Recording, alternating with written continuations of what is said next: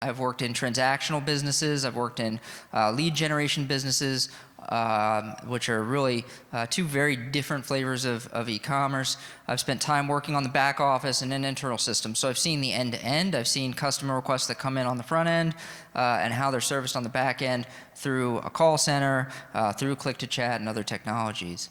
I've got a real deep understanding of business and technical aspects of problems, which really makes me unique, I feel, in the field, because I can take a technology solution and apply it very concretely to a business problem and solve that business problem.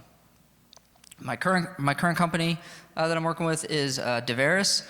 Deverus does background check software for screening companies, and if you've ever been hired in an organization and they've run a background check on you, odds are one of these screening companies has run that background check. So our goal, is to get applicants through, reduce friction within the background check process, and increase turnaround time. And we've begun exploring chatbots as a potential way to do that by offering some service as applicants are filling out forms, giving us their work history experience and things of that nature, don't understand a field on a screen and need some help, need some prompts, or want to know which direction to go or what they should fill out so that they fill it out correctly. So let's get into chatbots a little bit. We're going to cover the basics first. We'll talk a little bit about the relationship with AI. We'll go through a few examples. Hopefully that'll wake you up kind of mid-presentation after the lunch is settling a little bit of good and bad chatbots. We'll talk a little bit about what makes a good chatbot, and then we'll talk about what's the future of chatbots look like, what's their promise. So the basics, what can we do with them? There's a lot of talk out there about chatbots being the new apps, and a lot of that is because the app market is so saturated. Everybody wants to get on the ground floor with the next big thing. Chatbots generally operate on messenger platforms, and right now messenger platforms have about 2.5 billion, that's billion with a B, people interacting with them out of the 7 billion people on the planet. So it's just really tempting to get into this area because there's a lot of people using the platforms where the chatbots can work. That's not users using chatbots, that's users using those platforms like Facebook Messenger, Kik, Skype, Slack, and those kinds of things. Are chatbots the new app? Maybe, maybe not. We'll see. So presently, chatbots have several constraints and considerations around them. The biggest one, and it was touched on in the morning session this morning when we were talking a little bit about AI, the biggest constraint is that a lot of them are powered by AI, and AI is a lot of talk, but there's not really a lot of progress. A lot of AI today is overglorified decision trees. Not all of it, but a lot of chatbot-powered AI specifically is a lot of decision trees. And a lot of the bad chatbots out there generally go bad because the decision tree can't anticipate everything that somebody would put into it. As AI evolves, the user experience on chatbots is sure to evolve with it, but it's going to take time. It's going to take time for AI to reach its full promise. The interactions don't always work in the ways that people anticipate them to. I had an interaction just the other day. I think it was with the hotel. I'm pretty sure it was with the chatbot.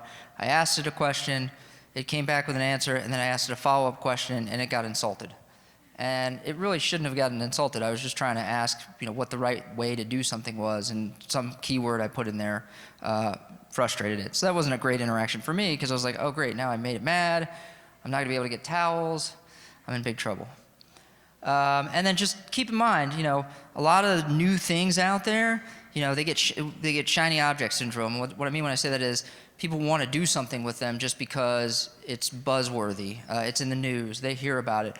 But that doesn't necessarily mean you should. And so just because you can, doesn't mean you should. Make sure you have certain things in place, a business case, a problem to solve, things of that nature. And we'll talk a little bit more about that here in a minute. So I want to highlight some good chatbots out there that really have, and what's good about them. So first let's talk about Lego. Lego has a chatbot out there on Facebook Messenger that helps the user make a decision about what Lego set to buy. Now, I'm a father of 3 kids. I can tell you, as a father of 3 kids, it can be kind of daunting to buy a Lego set, to figure out which ones they like. There's so many choices out there, so many different things out there, so many different price points out there. I can't imagine if I was an uncle and didn't have any kids, how difficult that would be. And the Lego chatbot was really designed to solve that problem and allow the user to interact with it in a way that gets them to a product decision and ultimately sells Legos. HelloFresh is another good example on Messenger.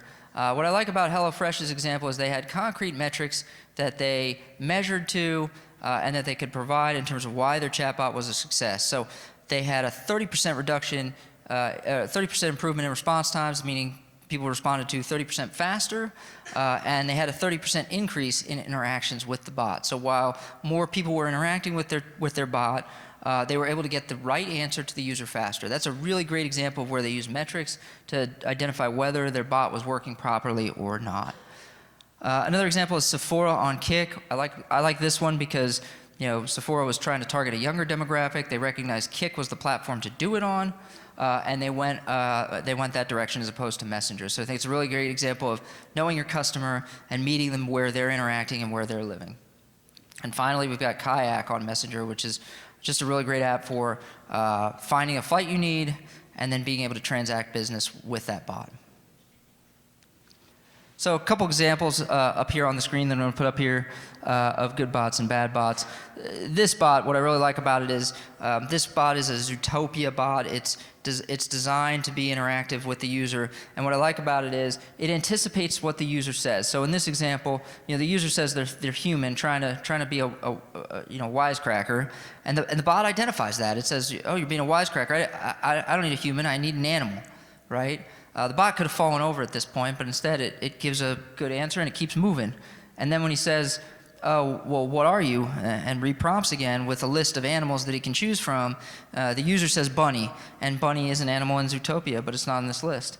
And the bot comes back with an answer even though it wasn't in this list. And some bots will only be able to key to the list because they're operating on a decision tree. So that's really a solid example of a good bot that continues the interaction, keeps it going, and adds some value for the user.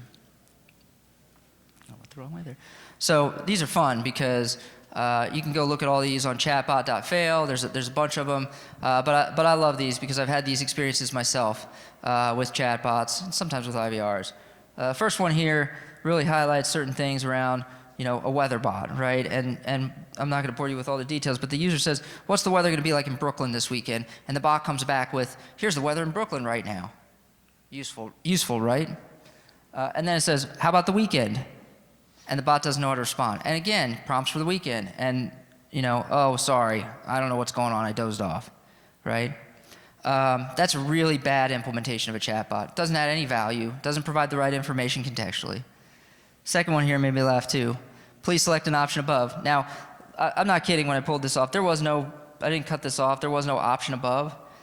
So the user, obviously, as many of us would say, "Let me see the main menu." And it keeps repeating the same thing again and again. Right? So just not a really well implemented example of a chatbot. Let's see, what do we got here? The grandma bot. I love this one. So how would you describe a bot to your grandma? My grandma's dead. Well, thanks. Really appreciate that one. Great work. That was really great. This is another great implementation where context isn't. Another bad implementation where context isn't there. I need tickets for a show. All right, bot starts off good. How many tickets? 3. All right, where? London. And the bot says, "Great, I got tickets in New York tonight." All right, well, the Concorde's not flying anymore, so that's not really going to work that well. And not really useful for the user. The last example here is just, again, contextually, I'm in San Francisco. It gives the user some information about eats in San Francisco. The user wants to expand on that further. What's good sushi? But the bot's completely lost the context of what location the user's in and provides back, "Well, we have sushi options in these 3 locations. Where are you?" Right? So again, context is important. But these bad bots, these bad implementations, they just don't add the value that's there, and are some examples of what not to do. So let's cover what makes a good chatbot. There's several things. We'll go through each of these in detail. But how to construct and what makes a good chatbot? Well, first, you got to get on the right platform. And I mentioned this earlier. You got to know your audience, know where you're going to find them, know what they're using, and then go use that platform. Clear purpose. You got to have a clear purpose for your bot. If you can't articulate your purpose, you might not be in a position to be able to do one, or it might not be a good idea to do one. Seamless user experience. You want good interactions. You want to be able to build out solid experience for the user. And we'll touch on that in a minute too.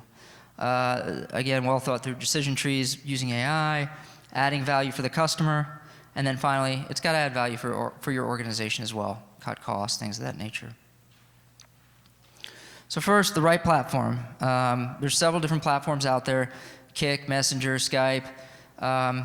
If you're in a business-to-business context, Slack might be the right chatbot platform for you, right? It might not make so much sense on Messenger. If you're targeting millennials, Kik might be a good solution over Messenger, depending on kind of how young of a millennial you're targeting. And so it's really important to evaluate each platform, evaluate the users on the platform themselves, but also evaluate what the demographics of the platform are now, and what the interaction rates are with the platform as well.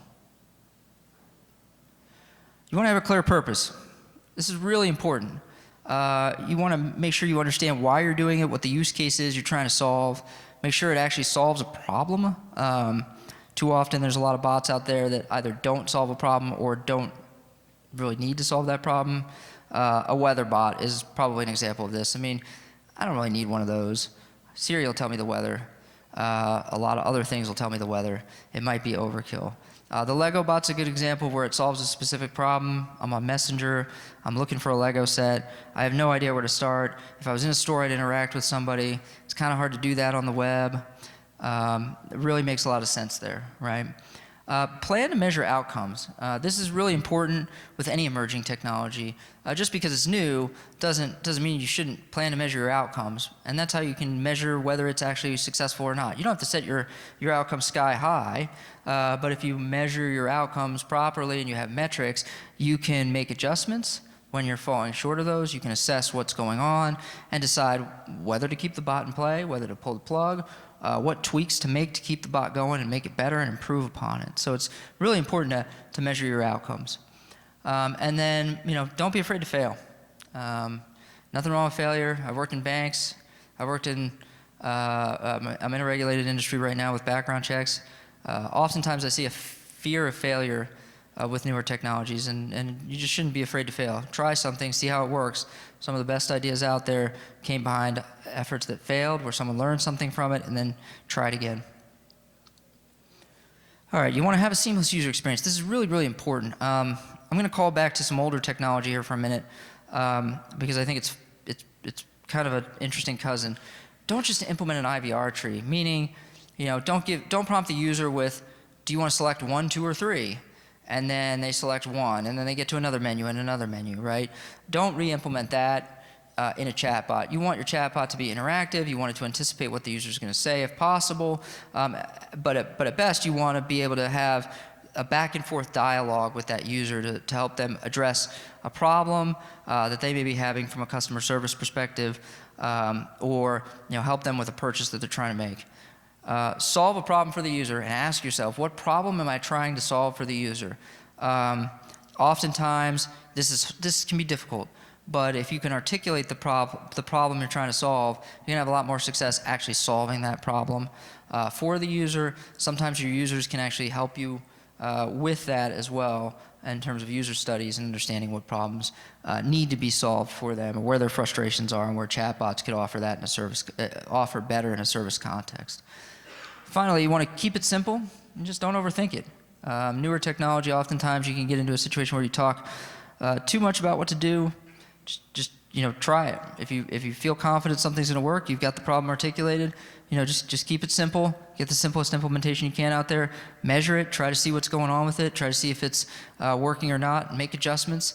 See what those are doing. Just continue to iterate through it until you get it to where you want it to be.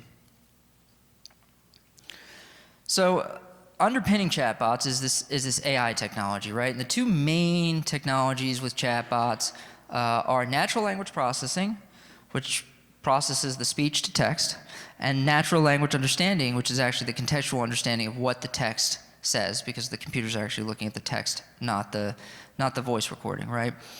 Both of these technologies have a long way to go. And if you think about Siri as an example of this, in the early days of Siri, I mean, let's face it, Siri sucked when it first came out. It was really bad. It couldn't understand half the things you told it. It's better today, but there's still that frustrating experience where you tell Siri something and it will completely, on the screen, put the text and read out for you, and it'll be wrong, right? We've all had that experience, even today.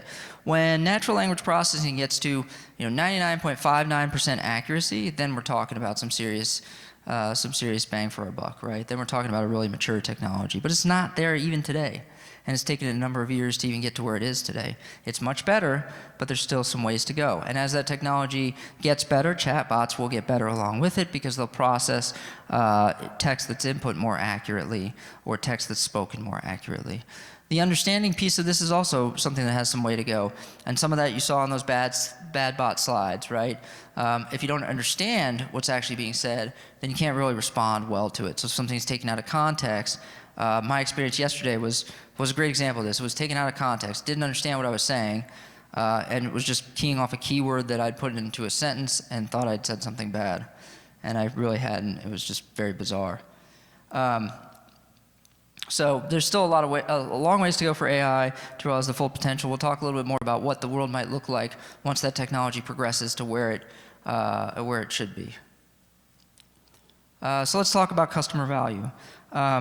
One of the things that I see oftentimes happen with companies is they'll implement technology and they'll get excited about it. I saw this a lot in banking. They would get excited about a technology because it solved a problem for their organization, but they didn't stop to ask themselves whether it solves a problem for the customer, right? And so they implemented it thinking it was great, it could save time, but it didn't solve anything for the customer, and the customer hated it, right? So they pulled it back or pulled it out. Make sure you're adding some customer value, right? Save the customer time. A great example was HelloFresh and response times being down 30% less than what they are elsewhere, right? That's a real measurable savings for the customer. The second point up here is don't stop the customer from interacting with a person if they want to. And I had an experience here recently with this where I had an Amazon package delivered. It was actually supposed to be delivered to my house. It showed up at 11:30, so I woke up the next morning. I saw the image of the picture. There was a blue mat that said hello on it, and I'm not the kind of guy to have a blue doormat with a hello on it, so I knew it wasn't my door. And so I went into the Amazon app, I went to the contact, and I ended up with the chatbot. And the chatbot basically told me, wait 2 days and see if it shows up. Well, thanks. Can I talk to a person? No, wait 2 days and see if it shows up. All right, so I waited 2 days, didn't show up, went back to it and said, oh, okay, we'll send you another package. Great. So, I wanted to talk to a person, but it really wasn't letting me. It was frustrating to have to do that and wait 2 days. And the bot couldn't really even tell me why I was waiting 2 days, other than it might show up. And I guess if my neighbor was nice and carried it over to my doorstep, maybe it would, but not everybody's neighbor's that way, right? So I just wanted my package. I don't even remember what was in it. And then, we want to add real value to the customer experience. And this is important to try to do this in a way that other interactions do not. One of the advantages chatbots have is that kind of back and forth that it would have with a person. You can't really do that on a website or even a mobile app, right? You can't have that back and forth interactive conversation and experience that you can have in a chatbot. So, that's one of the areas where, you might want to try to leverage that interaction over your other channels, over your other implementations of technology. Okay, so let's talk about the last thing, which is obviously of interest to everybody here, which is the organizational value, right? If you're going to undertake something like this, you're going to get the resources for it, you're going to pay licensing fees, whatever the case may be. You want to save time, you want to save money, you want to add value to your company through a variety of ways. And chatbots have a lot of potential in the support arena. They can increase customer retention. Happy customers tend to come back. They tend to buy more. It also has the potential to drive cross-sells and upsells by making suggestions based on things like purchase history, or other things that it may have access to, or even just based on the conversation, right? And then, if you do this correctly, you should be able to reduce customer wait time. And that's a if for a very good reason, because if you do some of the things that we were looking at up there, where it's just like, please select an option, well, you're not saving anybody any time, and you're just prompting a phone call anyway, or another interaction somewhere else, right? So you really didn't save yourself any money doing that. Okay? So the last thing I want to talk with you about here for a little while is the future of chatbots. So I mentioned earlier that the AI technology powering chatbots has a long way to go, and it really does in a lot of respects. And some of it is not the AI's fault. Some of it is the implementation of the AI being incomplete. Some of it's a lack of understanding by the humans implementing the AI. But I'm not really here to talk about that. I'm here more to talk about where I think the technology is going to go and how exciting it could be for chatbots. So, I think one of the things you're going to see is chatbots, as AI matures, are going to achieve true robot status. And I like to think of chatbots as just like a virtual robot. If I had a robot walking around here, it would be able to have a conversation that's interactive with me, but it would be able to anticipate what I say and provide a response without having necessarily been programmed for that response. And that really is where the chatbot technology or the robot technology can really, really shine, is once it gets to a point where the AI can learn and understand and provide proper contextual responses it wasn't originally programmed to provide, it can really do well. Now, there's been a couple of experiments in recent years around this, one of which, and probably one of the most famous ones, is Microsoft, a couple of years ago, had a chatbot that they put on Twitter. And it was manipulated by people. I see a couple smiles, so people know where I'm going with this. It was manipulated by people and turned into like a Nazi sympathizing chatbot. And they had to pull the plug on it within 24 hours because it was spewing like white supremacist slogans and mantras and things like that. Okay, so a great example of where a chatbot was learning. Not so great of what it learned, right? And it learned from the humans that were teaching it. It learned from the humans that were prompting it. And as it learned more. And it happened to be that some people thought it would be funny and decided that that was the way they were going to go, and they taught it to be a white supremacist, which wasn't the best, lesson to learn. So, maybe as the technology emerges, it's got to get smarter in terms of, not being that. The next thing that I think is going to really be interesting is this concept of emotional chatting machines. And a couple of years ago, there was a university study that was done on this. And the concept of emotional chatting machines is the ability for the chatbot to show emotion, specifically, in an avatar context. So if you think of Apple's implementation of Memoji, you can think of a chatbot that has facial expressions on it and responds to what you're saying.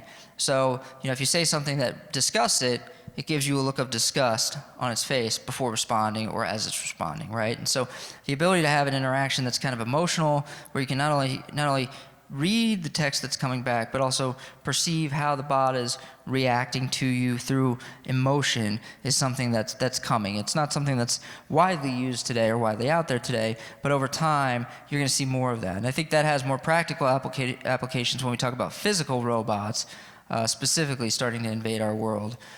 Because when you have physical robots, they're going to have facial expressions and things of that nature as well. And then, the full interaction, the ability, we talked about this a little bit, but the ability to anticipate based on taste and just kind of picking up on different things, being able to read from different data sources. If we think about, your recommendation list at Amazon, being able to assess your recommendation list, and in a conversation with you where you're looking at something like, let's say, a new speaker, it can kind of tell you based on some of the equipment you may have bought before, what speaker might go best with that. Without you prompting it, without you telling it, it's basically predicting and forecasting what its responses should be and adding value to you. And we see some of this in its infancy again today with the personal assistants that run around out there. But I tell you honestly, Siri's not that useful. I mean, it really is just more of a macro. Especially the custom voice commands that you have to record. It's really recording more of a macro command that takes you to a specific place in an app.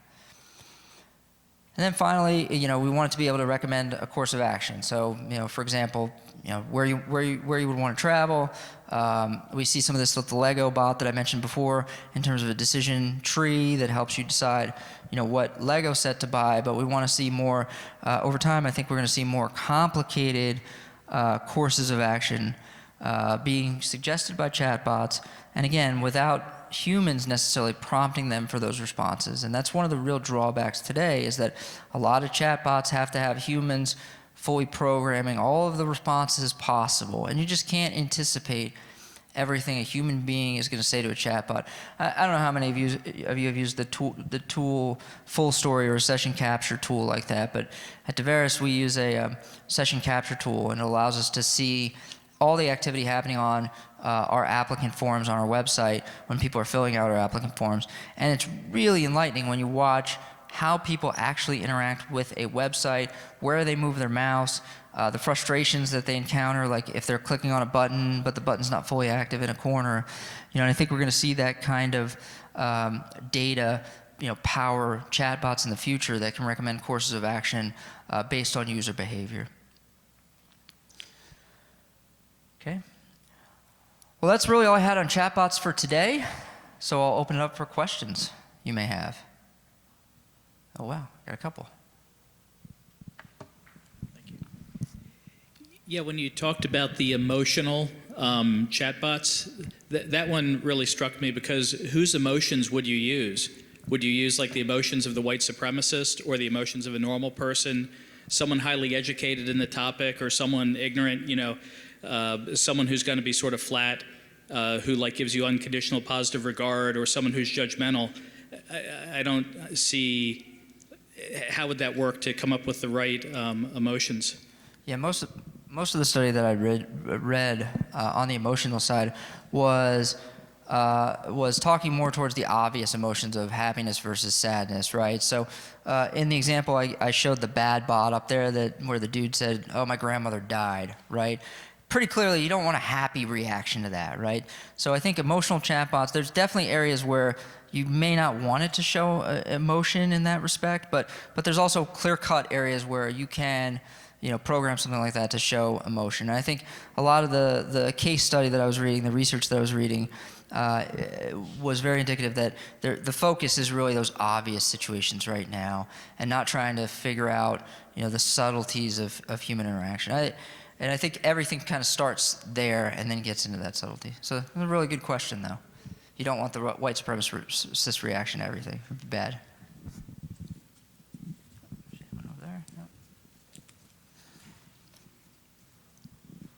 Thanks. Just one quick comment there. I was just going to say, on social media, I don't know if you've noticed on your phone when you are doing texting and you get predictive texting, if you type the word happy or the word sad, you get an emojicon that symbolizes that. So you kind of need to think of, maybe with the emotions, more of it being its own language now that's symbolical of other words, just such as the cavemen did when they were painting back in the day. My question is around chatbots on websites. I'm sure everyone in the room here is very curious to know, do you have any statistical research on having a chatbot on a website versus not having a chatbot on a website? Like, even myself, I own my own social media company. I'm a millennial, and I hate when I go to a website and a chatbot's in my face saying, go to this, do this. It's almost like that course of action is great, but maybe that's not the action I want to take as a user. So at what point is that spammy, or is it not effective? Yeah, I think that's a great call out. I've been on websites where I've had good experiences and bad experiences. I mentioned the Amazon experience that I had recently. And I think I don't have any statistical research, but I'll tell you, my feeling here is that, again, if you're trying to put something like that on your website, add value for the customer. Sometimes a lot of websites will add click-to-chat technology, which is different from chatbots as well, or they'll bolt a chatbot onto the front of it. But then after it gets through 3 questions, you're interacting with a human, right? And a human, oh, let me get a human that can interact with you, so you can use the two together in that context. I find that actually to be personally a better experience, because it can get me to a real person who can answer a more complex question. Generally, when I interact with a website, my questions aren't simple. Like, if I need the balance on my bank account, I don't need a chatbot to tell me that. Generally, it's like, what do I do about this package that didn't show up and the picture's in a different location, right? It's much more complicated than that. So I think if you look at, why somebody might be interacting with a chatbot and tune it to those specific conditions for your business, for your industry, you can have a successful implementation. But I think if your business is so complicated that 80% of the time they're just going to get to a dead end with a chatbot, don't implement one. Right? Follow the 80-20 rule, or implement one with a human behind it so that 80% that doesn't get through, that needs a human, can have a click-to-chat interaction with a human. And I think, there's even some chatbots out there that masquerade as chatbots, but it's actually a human. Sometimes it's nearshore, sometimes it's offshore, but there's actually humans in a call center interacting on the back end with the chatbot, and they give the human the impression that it actually is a chatbot.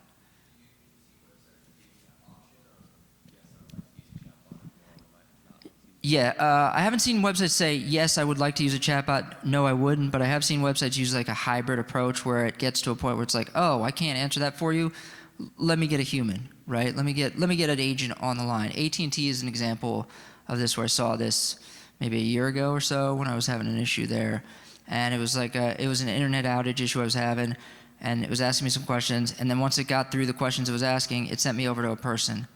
And a person connected in and got all that information, had all that information all ready to go, and helped me troubleshoot the issue further. So I think if you pair the two together, again, it depends on your business. Simple businesses with simple questions and simple answers, a robot may be the perfect answer, but most businesses aren't that simple. And at some point you get to a place where the chatbot reaches its limits, and if you have a human behind it, you can at least satisfy somebody's request through a click to chat. So I think you have as much success pairing those two together. But it always depends on your business, it depends on the industry, right? And it depends on the problems you're trying to solve. 3.